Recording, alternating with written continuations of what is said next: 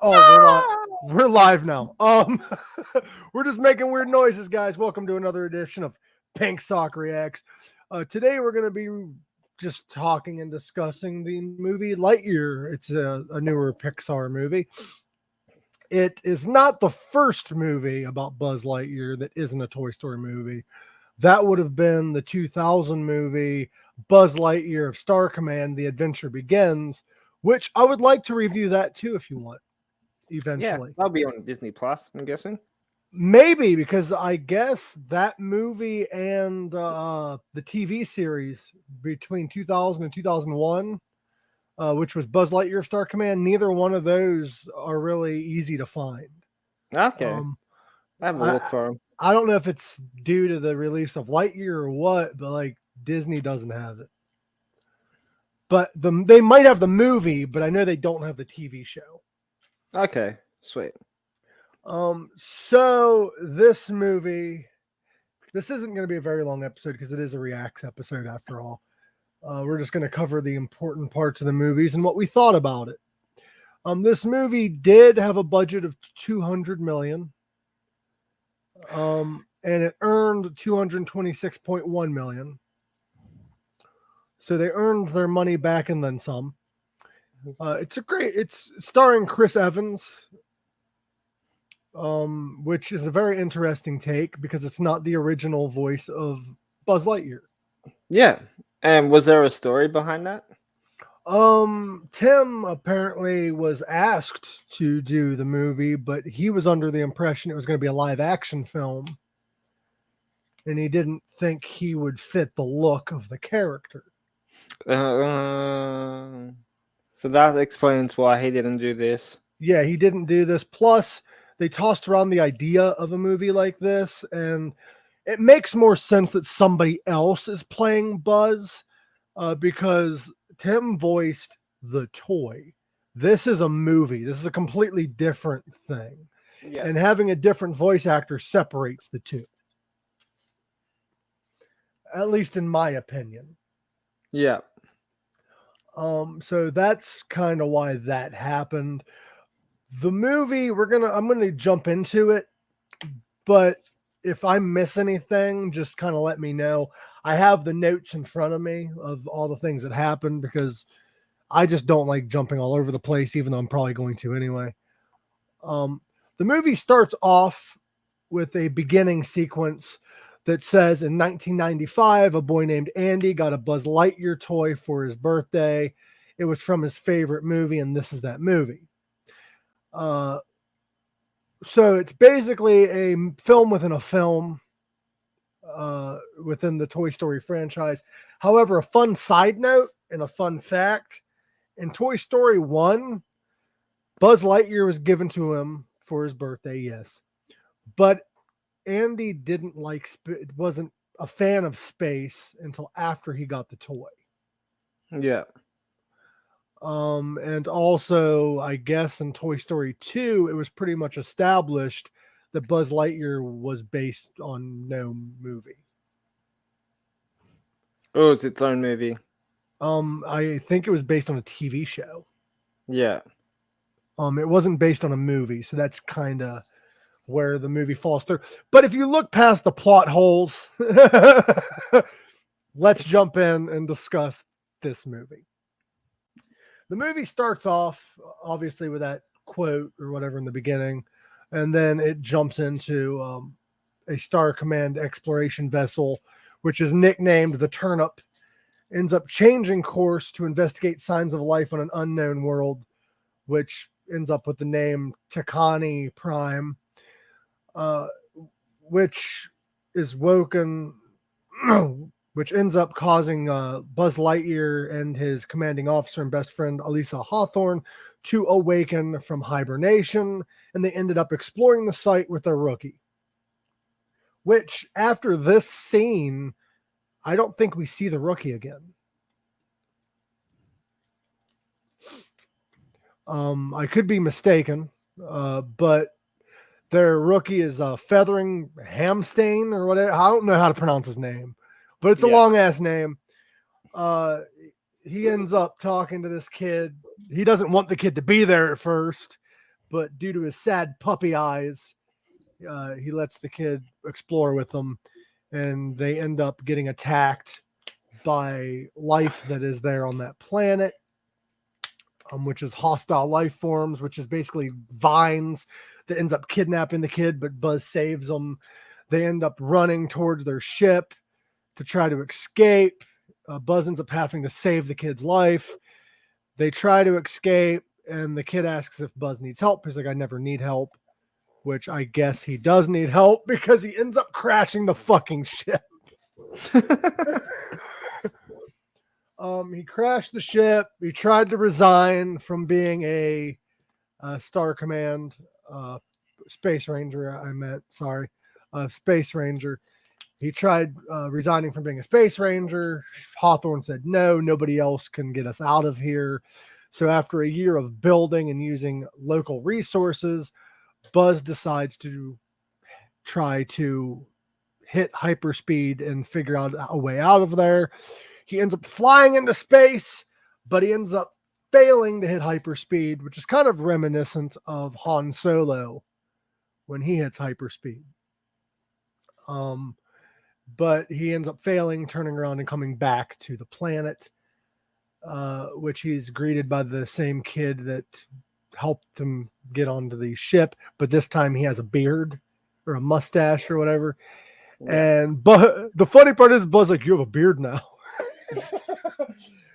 That's when he finds out that when you go to space and you hit hyperspeed and you turn around and come back, you've only aged 4 minutes. The Earth has aged 4 years. That is some crazy shit, but that is actually scientifically true. Cool. I want to go into space now. You go into space, you actually, depending on the faster you go, the slower time goes. Yeah. And this is when he finds out that Alicia Hawthorne is now engaged to a female, which is the tale of controversy that is discussed in our description. I don't think it was a bad thing. I thought it was awesome. It's love. I mean, fuck. There's a lot of straight couples in Pixar movies. I don't see the big deal. No. It didn't affect the storyline. It really had nothing to really do with the storyline. It just pretty much showed that they were starting to have life on that planet while Buzz was trying to get them off the planet. And basically, they had life here. Buzz did not. And the mission kind of starts changing as you find out later on in the movie. But she ends up saying that she ends up gifting Buzz with socks, which is my favorite character of this goddamn movie. Between that and the navigation system that has an attitude, basically when he's coming back to Earth and he failed, or whatever planet he's on, when he's coming back to the planet after failing, the navigational thing's like, you failed, and he's like, I didn't need to hear that. And they're like, did you say that you didn't hear that? Well, you failed. Like, I just thought it was cool. But yeah, he ends up talking to this cat. It's an AI cat therapist, pretty much. And Buzz is all upset because he failed. The cat's like, how can I help you? He's like, figure this out. And he hands him like all the shit about figuring out the crystal to try to get off the planet, just to keep the cat occupied. He talks Hawthorne into letting him continue the mission and try and try and try. And he keeps failing and failing. And you notice everybody's aging. Yeah. Aging. And unfortunately, after many failed attempts, he finally comes back home to a note. And this made me tear up a little bit. This is when it kind of pops up a video, kind of like a projection that you see in Star Wars. It's very reminiscent of Star Wars. This whole movie is. But she is in a bed, a hospital bed. Hawthorne is sick. And she's like, has her granddaughter on her lap. And she's like, Buzz, you will be back in a couple of years, but I won't be here. And basically she died, which is a very sad scene. especially early on in the movie. It was a very sad shit in the very beginning of the movie. But Buzz then decides that he's going to try one more time, but he ends up being introduced to her successor, Commander Burnside, who informed Buzz that he has canceled all future missions and they're just going to live on that planet because he's planning on putting this protection shit over the area. Buzz isn't happy about it, is he? Correct. Buzz isn't happy. No. Now, we got to keep in mind, though, in Buzz's mind, he's only been doing this mission for maybe a few days. Yeah. But for them on the planet, they've been living there for like 40 years? Something like that. So like they're wanting to live there, and I understand that. And Buzz wants to try to still get off the planet because he doesn't have a home there. So he ends up leaving again. He escapes pretty much. He steals a fucking ship. He ends up putting that navigational thing in, and it's like, oh, where do you want to go? Blah, blah, blah. And like all these people that are working at this facility hear this. And the commander is like, hey, who's in there? And Buzz is like, house cleaning. That's not what he says. but he says he's cleaning the cockpit or whatever. Yeah. And bear in mind the reasoning why he was able to go to space is because the cat, I forgot about this part, the cat solved it after 60 years, solved the crystals. And he snuck in, stole the crystals, and then stole the ship. This cat was going to be killed. Was going to be put down by the commanding officer because it's no longer of use. But yeah, now that we're caught up, he's about ready to steal the ship, fly into space. Hi, Dustin. Thanks for joining. Thanks to everyone for joining and listening to us banter about this movie. He ends up stealing the ship and he escapes. And he's doing this test. He flies up into space. He ends up hitting hyperspeed. Confetti comes back to Earth. Tries to land, but now there's a laser shield over this facility because years have passed. He ends up landing, crash landing, gets picked up by this masked person, which we find out who it is later on. Yeah. And this masked person is Hawthorne's granddaughter that we saw previously in the video. Now Hawthorne's granddaughter explains to Buzz that, hey, yeah, they have a shield over it, but there's a ship that came through a week ago and has been trying to basically destroy this area, and due to the shield protecting them, but the only way to stop that ship is to destroy the ship and then the robots. And all the robots can say is Zerg, which is the name of the villain. Now, the part that didn't make sense to me was they said that Buzz skipped 22 years into the future. But under my understanding, the shield had just recently been successfully created. So it took him 20 years to have a successful shield. I could have missed a plot hole there. Yeah. But that's just what my understanding was. Now, they now have a mission to go up and stop this ship, but they can't do it with just the two of them. Now, Hawthorne explains to him that she has a crew of people. She has Izzy, Mo, and Darby to help finish the mission. Buzz is like, cool, these are the best commanders in the galaxy, blah, blah, blah, blah. And then one of those Zerg robots ends up trying to kidnap Buzz, and he finds out that they're not trained to use any of the weapons that they have. They're not even rookies. He was like, you guys are rookies? And she's like, oh, I wish.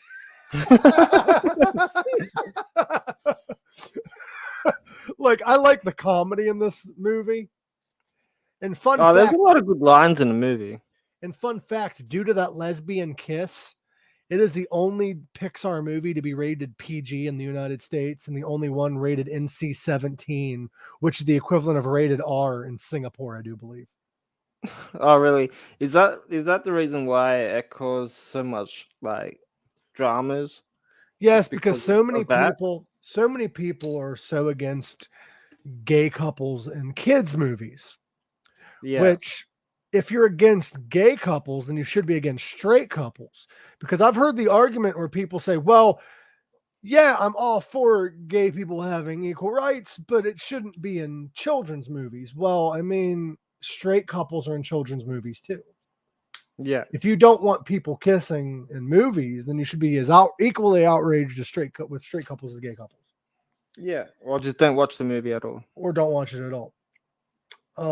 Now, where was I at? Okay. We are at the scene where they're all trying to figure out the mission. Buzz ends up looking. This is a scene that kind of sticks with me. It's not an important scene, but it's funny.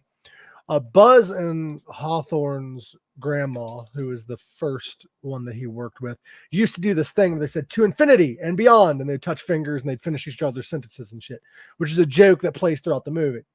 Well, Buzz puts his finger out and goes to infinity, and Hawthorne was like, "Are you trying to get me to pull your finger?" Yeah. And this is when adult humor comes in. Buzz was like, "No, it's something me and your grandma used to do." And everybody was like, "Ooh, gross." Is that line sounds so familiar? Well, there is a line in the movie that should sound familiar to you. It's at the beginning where I didn't mention it because it's not that important, but it is a fun note. In the beginning where they're exploring the planet, when he's given the speech, Hawthorne, which there's two Hawthornes in this movie, so I'm going to say Hawthorne Senior. She was playing music on this little box, and Buzz turned around and said, "You're mocking me, aren't you?" Which is a line from Toy Story 1 when Woody's like, "Look, an alien!" And he's like, "You're mocking me, aren't you?" Yeah. I don't know why the something me and your grandma used to do is familiar. It might have been in another movie too. No, the Infinity Beyond or whatever it's called. Oh, that's his saying in all the movies. Yeah, it just sounds familiar from somewhere. When you think of it, let me know. Yeah, no, it just does. That's all. Now, the group of them ends up trying to get to the ship, which they found the Lightyear uniforms that has all the abilities. They're trying to get to the ship. There's all these bugs or whatever in the way. Buzz tries to tell them how to use the uniform, but they're all they're a mess. But he tells them to hit this button, they turn invisible. So they hit the button, turn invisible. Buzz makes it to the ship. The others weren't told that it expires. Yeah. So they're able to be visible again. They get chased by the bugs. One of the guys hits the emergency surrender switch and bubbles up to this huge balloon thing and gets rolled out of there like that chick from fucking Willy Wonka. He gets rolled into the fucking ship and Buzz lets him loose. They end up escaping. They end up going to that ship. But they end up being chased down by the robots. Now they are trying to restore the power. Sorry, I'm trying to remember. Hold on. Let me read this real quick. Okay, now I remember. The group departs in the ship, which is then subsequently shot down by the leaders of the Zorg. It gets shot down. Yeah. And then they end up finding a small energy coil that could help them restore the power to their ship. Buzz then explains the value of relying on other. He understands the value of relying on other people, so he lets them help him finally, because this whole time he's trying to do the mission by himself. Then we end up introduced to Zurg. We know who Zurg is from all the Toy Story movies. We know who he is from even the Buzz Lightyear TV series. He's this big purple guy. They escape from him. However, he ends up stealing the hyper crystal. Zurg does. Yeah. He then ends up capturing the cruiser. He ends up revealing himself. Buzz like, who are you and why do you want me? The robot opens up and steps out this old man. Now, to kind of quote Star Wars, it was kind of funny. The older guy looked at him and Buzz said, Dad. And he's like, no, I'm you. And he had that name tag of like Buzz Lightyear, revealing that he is in fact Buzz Lightyear from another dimension. Now, I have the notes here because I don't know how much it really explained it in the movie. So I'm going to kind of explain what happened as well and how we got to this point. What happened was during his last expedition, he ended up, let me try to explain this. Whoops, sorry, my light turned off or came unplugged or something. Hold on. I went dark. It's dark in here. Fuck it. It's a movie now. I don't know what's going on, but I'm turning that on so you can at least see me. There it goes. My light finally turned back on. I don't know what happened. Technical difficulties. But anyway, he finds out that Zurg is Buzz. Yeah. From an alternate timeline.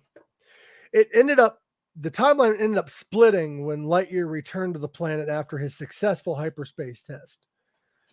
Now the second Buzz, he landed on the planet and ended up getting arrested by Burnside. And then he ended up escaping and he fled into space and he ended up hitting full speed, but he ended up hitting a time dilation, which flew him 50 years into the future.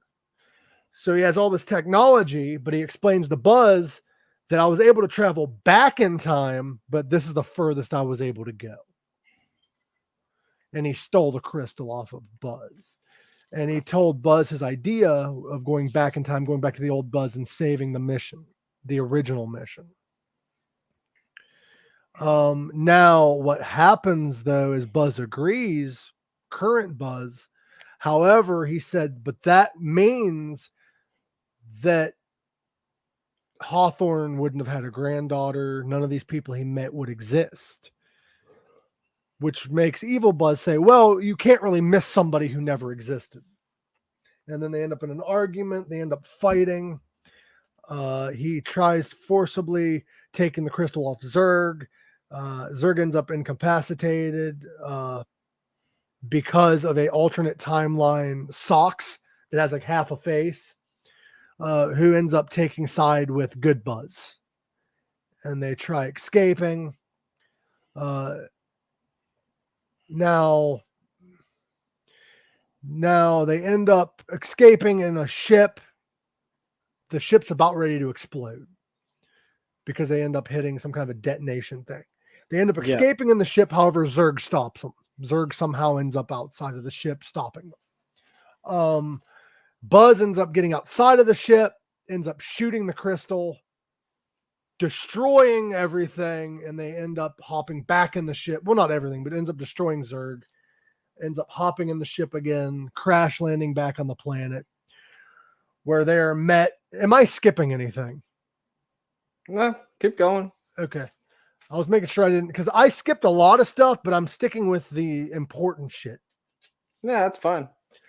They end up back inside of the ship, crash landed on the planet, where they are met, of course, by what's his name? What's the guy's name? The guy that's the commander now. I said his name earlier. Fuck. Oh, I'm horrible with names, even in Burnside. Yeah. He's met by Burnside, who then tries to arrest Buzz because he went against his orders. However, due to him being able to save them from these robots and Zurg, he went ahead and let him go. And he ends up making him a Space Ranger, and he revives the Space Ranger Corps. And the movie ends with them hopping in a ship and going into space. Did you watch the movie past that? No. There are 3 end credit scenes. Okay. Please tell. The first end credit scene shows Burnside sitting there, and you see like a bug or something hit the zapper on Yeah. and he's like, ha, ha, ha, ha, protection field. And then that end credit ends. Yeah. The second end credit scene, I kind of missed this part earlier, so I'm going to kind of explain why this is significant. There's a small scene at the middle of the movie where they're trying to find out where they're going, and this robot walks up to the map and says, well, you're going to go here, and then you're going to go up to this light. Well, shit, that's a dead end. And then like he like keeps messing up the directions, and then they just leave. Yeah. The second end credits, that robot finally figuring out where they're going, turning around and realizing nobody's behind them. Okay. Now, the significant end credit scene is the third one. Yeah. It shows Zurg flying into space, and then his eyes open, and then it ends. He survived, and they are working on a Lightyear 2. Okay. With Now, Chris Evans? what? With Chris With Evans? Chris Yes, Evans? from my understanding, with Chris Evans. Okay. Before I jump into the fun facts, the trivia, the goofs, because we got to get into that, because that's the fun part of the show. What did you think? What was your favorite scenes? I'll let you have the floor. I actually thought it was a decent movie. I don't know why it got so much hate. You know what I mean? And so much criticism. I thought it was all right, you know, for a kids movie, but for us old man, I thought it was good. But in the 125 mark, in the hour and 25 mark, when he was going down after that explosion, I swear I heard him say, "Oh shit." That might have been. I am not joking. I was sitting down eating Mexican food, and then all I hear is, "Oh shit." I'm like, huh? So I rewind it, hit it again, like I rewind it again and turned up the volume, and I'm like, oh, he didn't really say shit. You just can't hear it. I'll have to rewatch, because that is an interesting take. Because that's in an hour and 25 hour mark. Because that's what I thought I heard. He goes, oh shit. Bro, like, I'm gonna have to check that out, because I didn't catch that. Yeah, you gotta have to listen to it really carefully. Like I rewinded it and played it like maybe 4 times. I will have to, because I did not catch that. I don't know how I, of all people, I don't know either. But yeah, catch it's it. kind of like rewinding a Black Sabbath song, I guess. So, what did you like? Was that your favorite scene of the movie? Was him saying "oh shit"? I was gonna be a prick and say the ending, but You didn't even watch clear to the end, apparently. No, I just thought overall I thought the whole movie was good. No favorite scenes for me. Who was your favorite character? My favorite character, that cat was all right. Fucking hilarious. Yeah, you know, but you reckon Chris Evans was a good pick to do the voice for Lightyear? Yeah, and I think his voice, like, it isn't the same as the original Buzz, but it's very close. Yeah, he could be anything. Yes. So my thought is what do you rate this movie before I jump into trivia and fun facts? 7. I give it a 8.5. Solid. I love the movie because I grew up with it, but I'm going to say 8 because there is some plot twist problems. The fact is Zurg, when he was revealed as being Buzz Lightyear himself, that actually completely contradicts the original story. In Toy Story 2, he was revealed as Buzz Lightyear's father. Oh, okay. But I guess the screenwriters couldn't figure out a way where it makes sense in the story for it to be Buzz Lightyear's father, because he has no significance in this story. Yeah. Now here's a fun little trivia for you. Now let's just say do you agree that this movie, let's say 7.5 for total rating? You agree? Yeah, I think so. Here's a fun little thing. All Pixar and Disney movies are connected. That has been like a thing that people say. Yeah. Do you know the oxygen tanks that are in the movie? Yeah. Those are the same exact containers that were the Scream containers used in Monsters Incorporated. Really? Yes.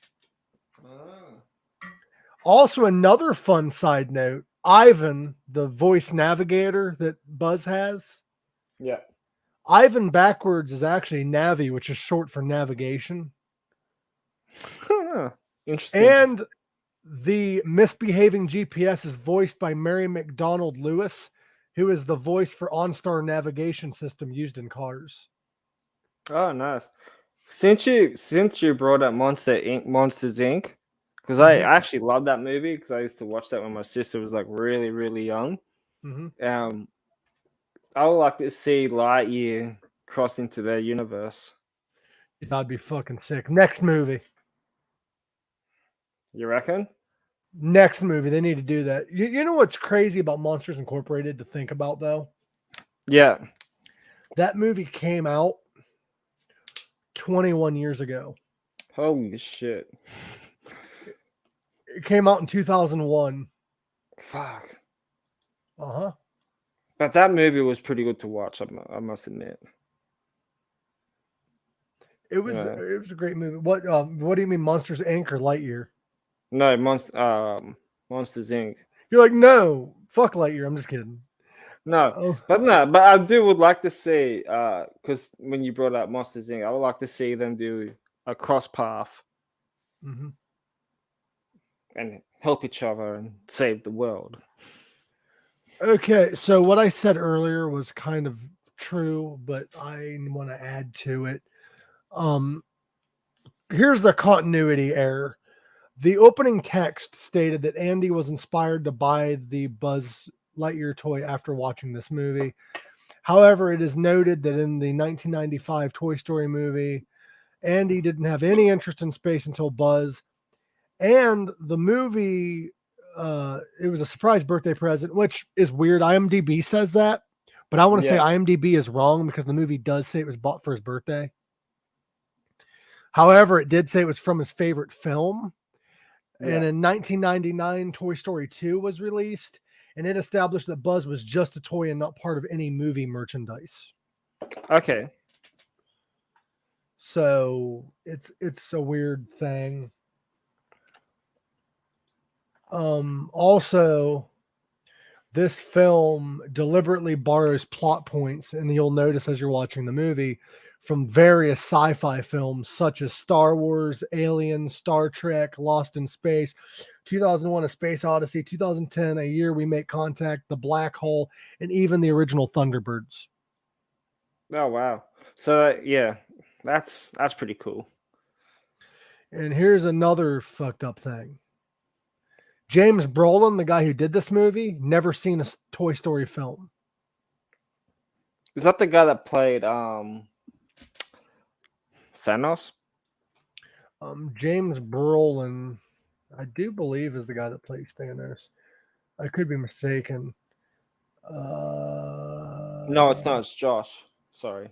No, it's Josh. He's the guy that plays Emperor Zurg in this movie. Okay. He never seen a Toy Story movie in his entire life before he took this role. He just trusted the Pixar guys' judgment on the movie. Now he might want to go back and watch the Toy Story movies. Yeah. Here's a fun little thing on Buzz's ship. There's a piece of technology that always gives him trouble, and he has to pop the unit out, blow into it, and put it back in. That's reminiscent of the old NES, Sega Genesis, Nintendo 64 days, where people would pop out the cartridge and blow it. Yeah, I thought that was a cool thing. Yeah, I used to do that. Even though it's been proven that actually ruins them faster, supposedly. Yeah. All of the characters in the movie share names with Portland, Oregon bridges. You have Hawthorne Bridge, Burnside Bridge, Morrison Bridge, Steel Bridge, and Selwood Bridge, which are all characters within the movie. Also, fun fact, Josh Brolin, who plays Thanos,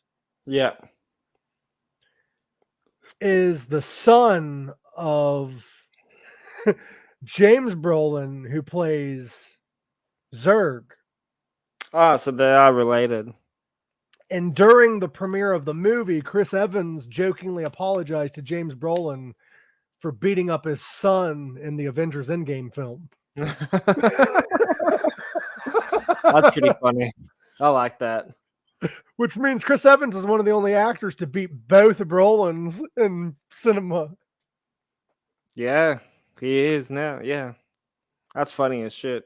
Right? Yeah. Bill Hader is the only actor to appear in a Toy Story film, as well as Lightyear, as he played the Carney in Toy Story 4, 2019, and in Lightyear, he plays the rookie Featheringsham or whatever. Bill Hader is the only actor to appear.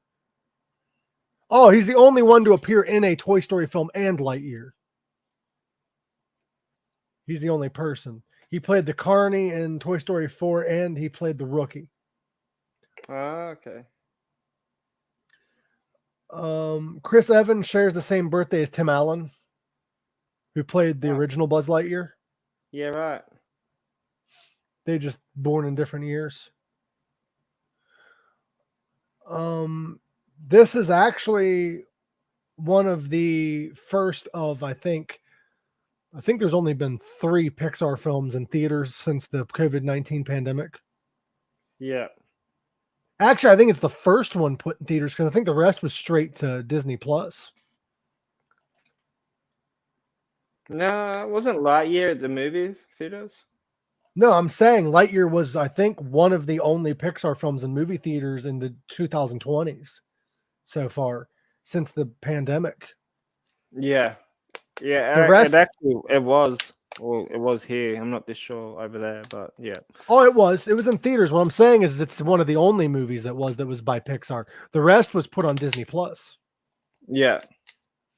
This is actually the Pixar's first and second prequel after Monsters University. Yeah, right. So it's the first spinoff after Monsters University, and it's only the second ever.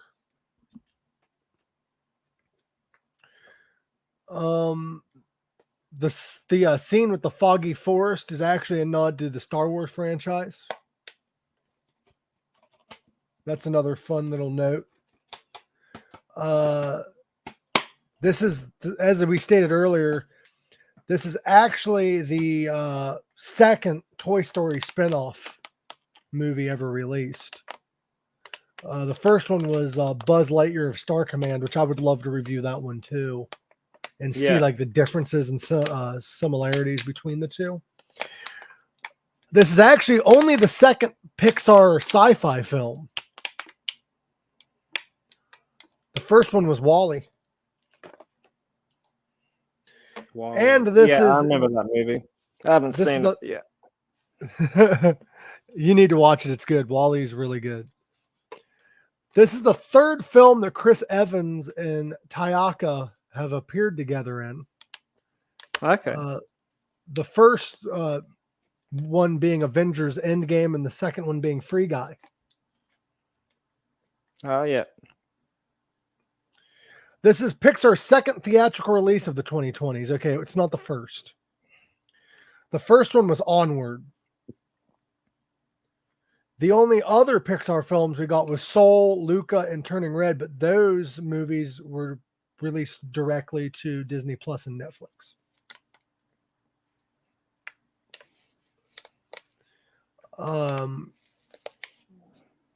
This is the first animated spinoff that was produced in the aspect ratio of 2.351, which doesn't mean anything to me.